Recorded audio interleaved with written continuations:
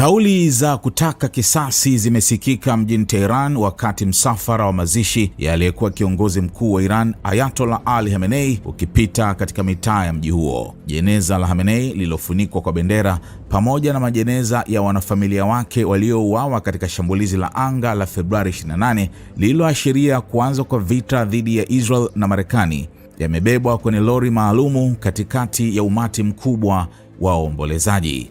Msafara huo ulikuwa ukielekea uwanja wa ndege wa kimataifa wa Mehrabad, huku maelfu ya waombolezaji waliovalia mavazi meusi wakiwa wamesimama barabarani. Wengi walinyoosha mikono yao kugusa gari lililobeba majeneza hayo. Baadhi ya waombolezaji walitupa skafu na vitu vingine kwa wahudumu ili vigusishwe kwenye jeneza, ikiwa ni desturi inayofanyika nchini Iran na kuaminika kuleta baraka. Hata hivyo, msafara huo pia ulikuwa na ujumbe mzito wa kisiasa.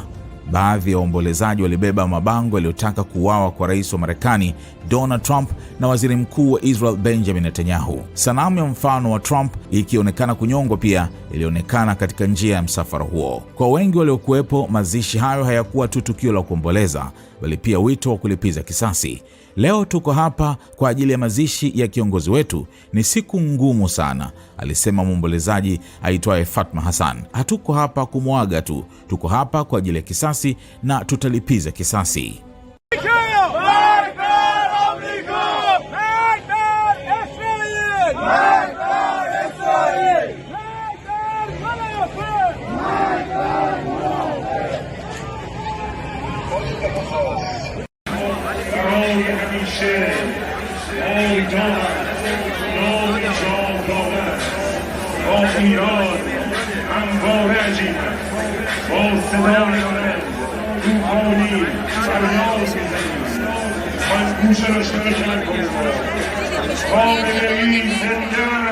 Iran